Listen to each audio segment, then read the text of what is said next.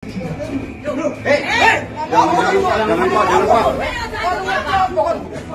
Pak, jangan Pak.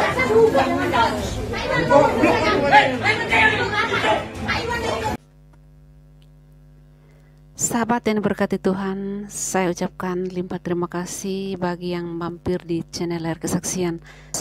Bapak Ibu Saudara sekalian, belum selesai gangguan di satu tempat terjadi lagi.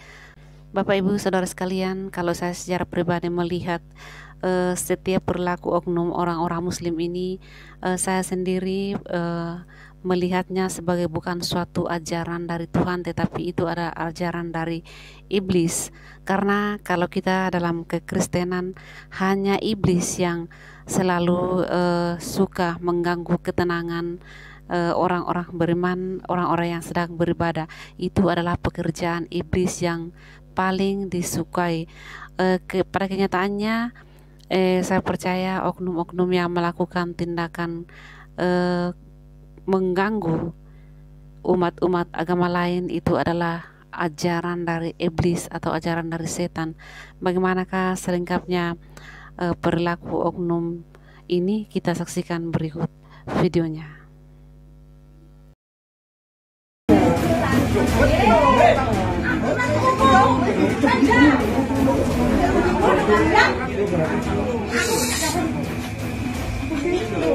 Kenapa? Berhenti pergi sama nyanyi.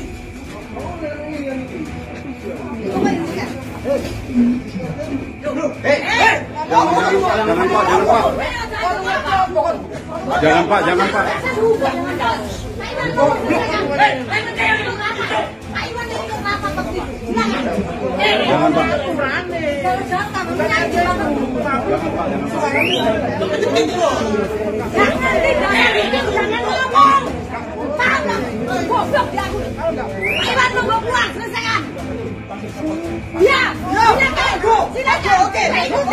Silakan, kita ikuti.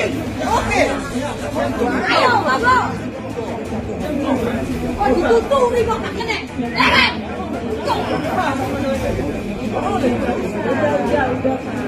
Aturan tetap ada.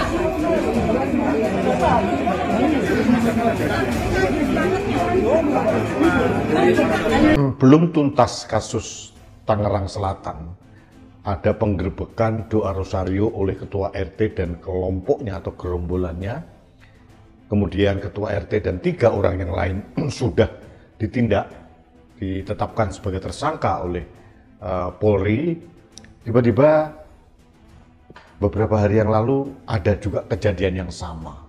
Ini di Gresik, Jawa Timur, tepatnya di perumahan Pondok Cermai Indah. Ini di daerah Betiting, Gresik, Kabupaten Gresik. Nah, ada hal yang sama lah, bahwa narasinya sama, narasinya bahwa teman-teman Kristen atau Katolik tidak boleh bergerombol beribadah di satu rumah begitu, karena dia tidak nyaman, ketua RW-nya, ketua RT-nya. Jadi bagi saya ini aneh. Cara ibadah masing-masing agama itu berbeda-beda.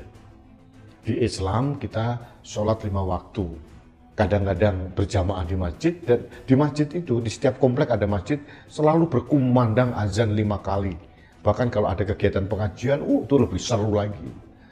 Nah, kalau di Kristen atau Katolik, terutama di Kristen, ada ibadah yang mengharuskan atau memerlukan mereka harus bernyanyi-nyanyi. Nyanyinya bukan nyanyi asal-asalan, tapi nyanyi syukur, nyanyi memuja Tuhan yang Maha Kuasa. Yang salah di mana? Masing-masing agama mempunyai gaya, tipikal, dan model ritual yang berbeda-beda. Itu harus dihormati.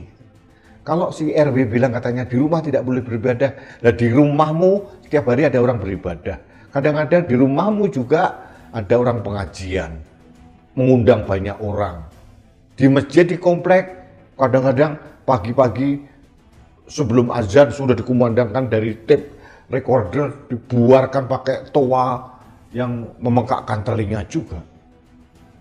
Ini harusnya menjadi introspeksi diri gitu.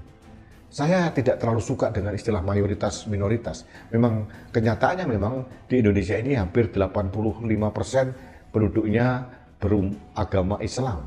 Tapi bukan Islam yang seperti di Tangsel maupun Islam yang diwujudkan, ditunjukkan seperti di Gresik itu. Mereka itu tidak mencerminkan Islam yang sebenarnya.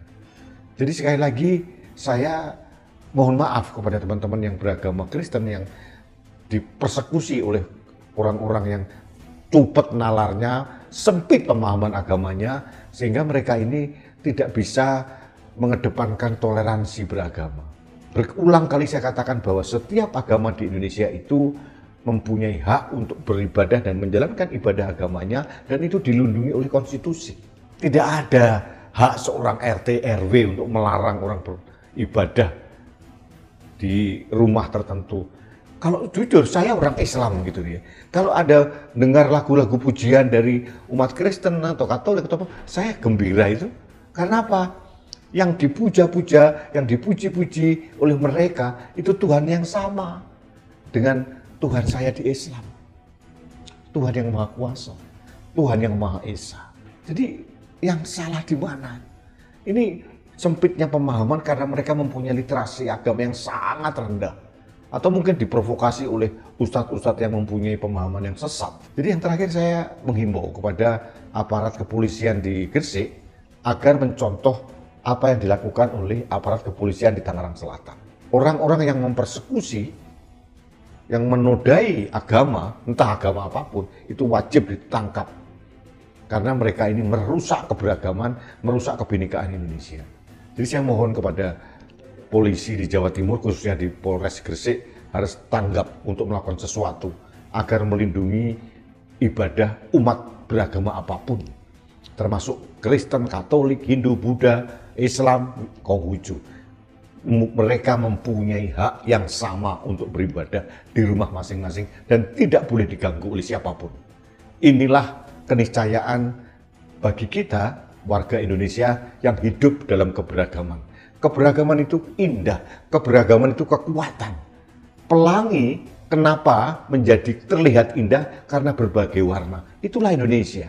Jadi keberagaman agama di Indonesia sama dengan keberagaman budaya, keragaman bahasa, kuliner atau apa, itu harus kita syukuri. Karena mungkin di negara lain, orang-orang negara lain tidak memiliki apa yang kita punya. Itu harus kita rawat dengan pemahaman yang luas, yang lapang dada, dan ditambah dengan literasi yang baik. Jangan terprovokasi. Apapun agamanya, itu adalah saudara-saudara kita sama umat ciptaan Allah Subhanahu wa Ta'ala. Harusnya itu dipahami. Jadi saya mengecam keras apa yang dilakukan oleh Ketua RW dan kawan-kawannya itu yang mempersekusi teman-teman Kristen yang sedang beribadah di perumahan Cermai itu. Mudah-mudahan ini tidak terjadi lagi dan saya mohon kepada Polri, khususnya Polres Gresik, untuk bertindak sigap seperti di Polres Tangerang Selatan. Itu harapan saya. Baiklah sahabat Indonesia, terima kasih Anda telah mengikuti Opini Dwi. Salam hormat saya untuk Anda sekeluarga. Salam satu Indonesia, salam Pancasila, salam indahnya toleransi di Indonesia. Saya Rudi SK.